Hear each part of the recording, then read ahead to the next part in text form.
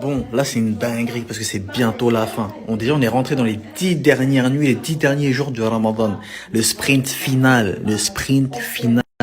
Même le cheval, quand il voit les derniers mètres à la course, c'est là où il donne tout. Est-ce que le cheval il est plus intelligent que nous? Non, alors soyons plus intelligents que le cheval.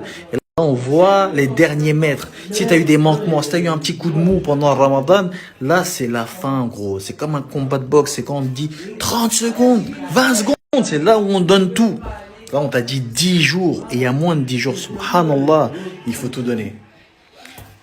Parmi les actes qu'on peut faire et qu'on doit faire et qui rapportent un... je sais pas si vous vous rendez compte.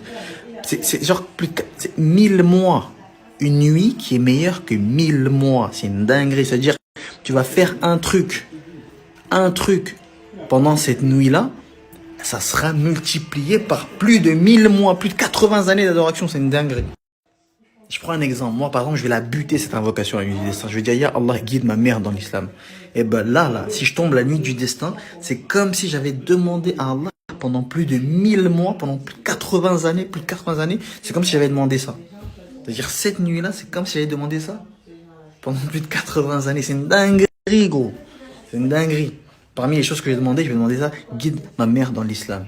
Ma grand-mère, ma soeur, mon beau-père, tout le monde dans l'islam.